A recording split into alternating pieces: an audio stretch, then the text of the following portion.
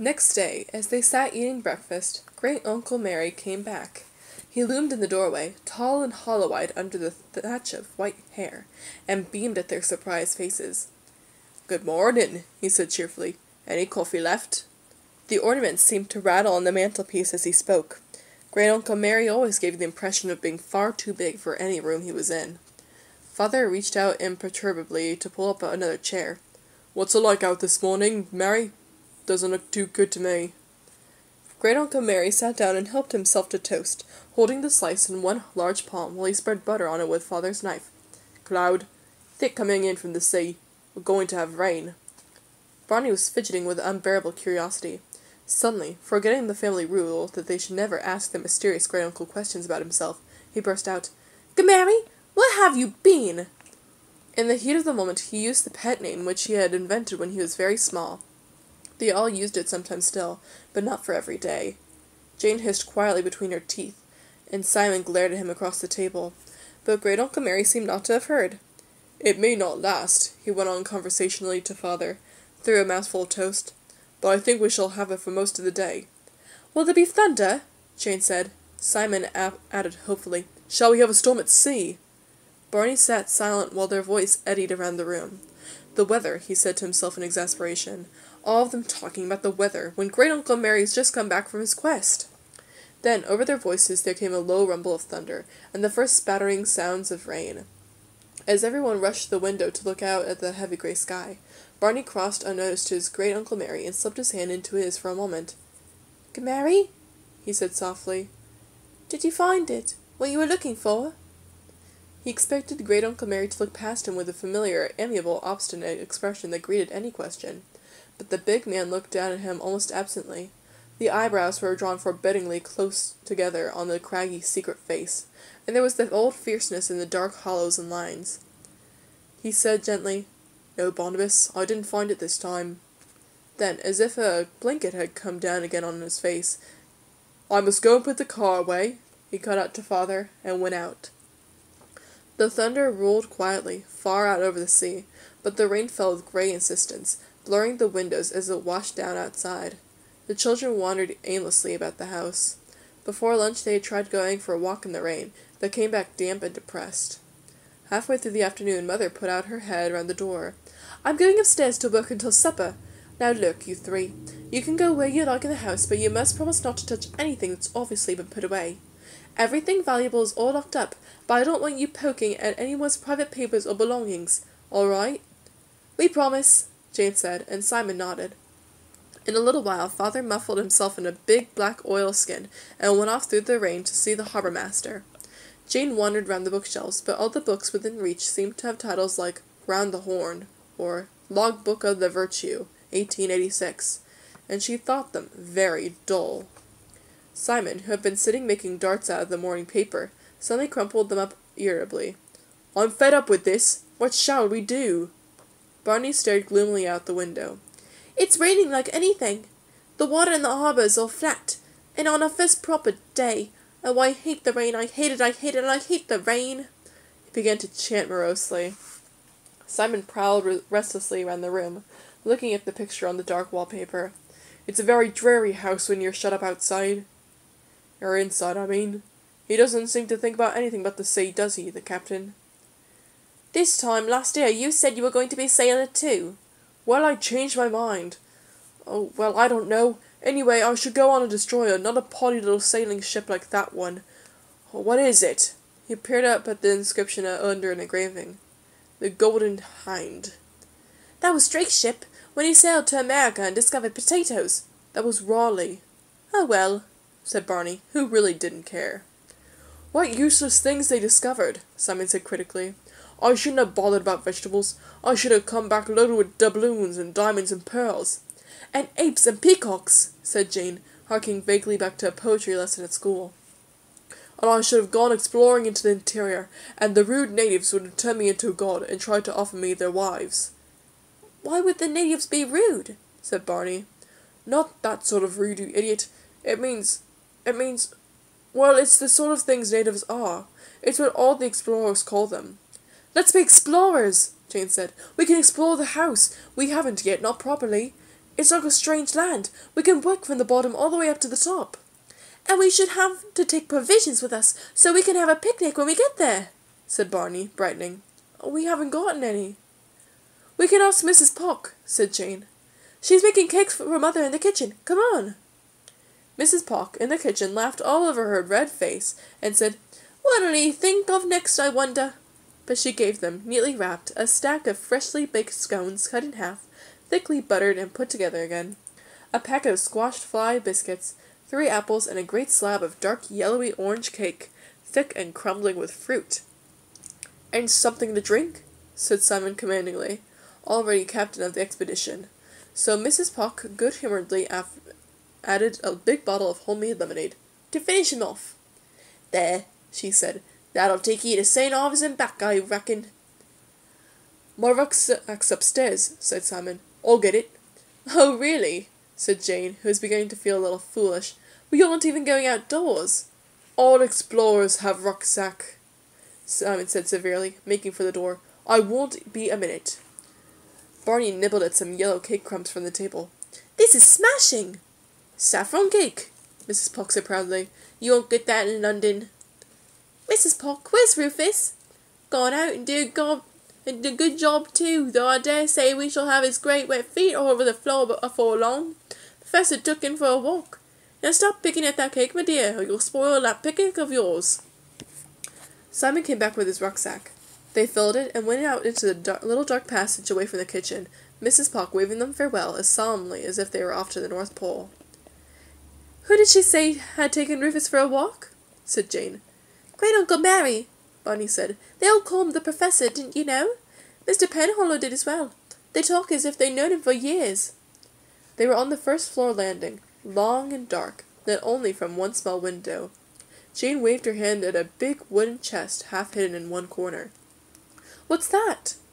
It's locked, said Simon, trying the lid. One of the things we mustn't touch, I suppose. Actually, it's full of native gold and ornaments we'll collect it on the way back and stow it in the hold.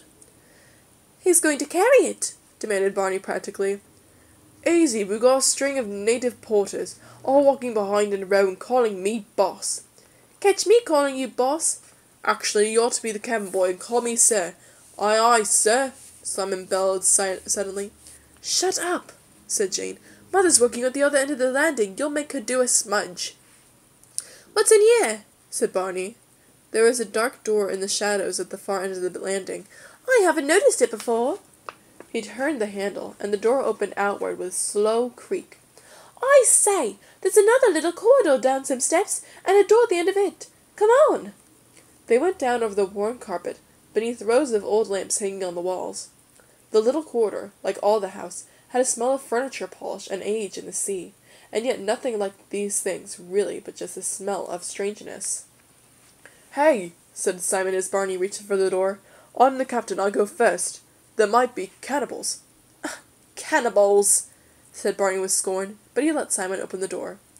It was an odd little room, very small and bare, with one round leaded window looking out inland across the grey slate roofs and fields. There was a bed, with a red and white gingham coverlet, and a window chair, a wardrobe, and a washstand with an outsized willow-patterned bowl and ewer. And that was all. Well, that's not very interesting, said Jane, disappointed. She looked about, feeling something was missing. Look! There isn't even a carpet, just a bare floor. Barney pattered across to the window. What's this? He picked something up from the windowsill, long and dark with a glint of brass. It's a sort of tube. Simon took it from him and turned it about curiously. It's a telescope in a case. He unscrewed the case so that it came about in 2 halves. No, it's not. What a swayze. It's just a case with nothing inside. Now I know what this room reminds me of, Jane said suddenly. It's like a cabin in a ship. That window looks just like a porthole. I think it must be the captain's bedroom. We ought to take the telescope with us in case we lose our way, said Simon. Holding it made him feel pleasantly important. Don't be silly. It's just an empty case, Jane said. Anyway, it's not ours. Put it back. Simon scowled at her. I mean, Jane said hastily, we're in the jungle, not at sea, so there are landmarks. Oh, all right. Simon put the case down reluctantly. They emerged from the little dark corridor, its door, as they closed it behind them, vanishing once more into the shadows so they could hardly see where it had been. "Not much here. That was Great Uncle Mary's bedroom. There's the bathroom the side of it, and Mother's studio room the other. What an odd way this house is built," Simon said, as they turned into another narrow corridor toward the stairs leading up to the next floor. "All little bits joined together by funny little passages, as if each bit were meant to be kept secret from the next." Barney looked round him in the dim light, tapping at the half-panelled walls. "It's all very solid. There ought to be secret panels and things, secret entrances into native treasure caves." "Well, we haven't finished yet." Simon led the way up the stairs to the familiar top landing, where their bedrooms were. "Isn't it getting dark? I suppose it's the low clouds." Barney squatted on the top stair. "We ought to have torches, burning brands to keep the light and keep the wild animals off. Only we couldn't because there are hostile natives all round, and they'd see." Simon took over. Somehow imagination worked easily in the friendly silence of the grey house. "Actually, they're already after us, creeping along our tracks up the hill. We'll be able to hear their feet rustling soon." "We ought to hide." "Make camp somewhere that they can't get us at." "In one of the bedrooms. They're all caves." "I can hear them breathing," Barney said, gazing down the dark stairs into the shadow. He was half beginning to believe it. "The obvious caves wouldn't do," Simon said, remembering he was command. They'd look there first of all." He crossed the landing and began thoughtfully opening and shutting doors. "Mother's and Father's room? No good. Very ordinary cave. Jane's? Just the same. Bathroom, our room, no escape route anywhere. We shall all be turned into sacrifices and eaten." "Boiled," said Barney sepulchrally, "in a great big pot." "Perhaps there's another door, cave that we haven't noticed, like the one downstairs." Jane peered round the darkest end of the landing, beside her brother's door. But the passage came to a dead end, the wall running unbroken round all three sides. "There ought to be one. After all, the house goes straight up, doesn't it? And there's a door directly beneath there." She pointed at the blank wall. "And a room behind it. So there ought to be a room the same size behind this wall." Simon became interested. "You're quite right, but there isn't any door." "Perhaps there's a secret panel," Barney said hopefully. "You read too many books. Have you ever seen a real secret panel in a real house? Anyway, there isn't any paneling on this wall, just wallpaper." "Your room's on the other side," Jean said. "Is there a door in there?" Simon shook his head. Barney opened the door into their bedroom and went in, kicking his slippers under the door as he went past. Then he stopped suddenly. "Hey! Come in here." "What's the matter?" "That bit between our beds, where the wall makes a sort of alcove for the wardrobe. What's on the other side?" "Well, the landing, of course." "It can't be. There's much too much wall in here. You'll stand in the doorway and look on both sides. The landing stops before it gets that far." "I'll bang on the wall where it does stop, and you listen in here," said Jane. She went outside, pulling the door shut, and they heard a faint tapping on the wall just over the head of Barney's bed. "There you are!" Barney said, hopping with excitement. "The landing only reaches to there, but the wall in here goes on for yards, right over your bed to the window. So there must be a room on the other side." Jane came back into the bedroom. "The wall doesn't look nearly as long out there as it does in here." It isn't, and I think that means," Simon said slowly, "that there must be a door behind the wardrobe." "Well, that finishes it then," Jane said, disappointed. "That wardrobe's enormous. We shall never be able to move it." "I don't see why not." Simon looked thoughtfully at the wardrobe. "We shall have to pull it down low, so the top doesn't overbalance. If we all pull it at one end, perhaps it'll swing round." "Come on, then," Jane said. "You and I pull, and Barney hold the top and shout if he feels it overbalancing." They both bent and heaved at the nearest leg of the wardrobe. Nothing happened. "I think the stupid thing's nailed to the floor," said Jane in disgust. "No, it's not. Come on, once more. 1, 2, 3, heave!" The great wooden tower squeaked unwillingly a few inches across the floor. Go on, it's coming!" Barney could hardly stand still.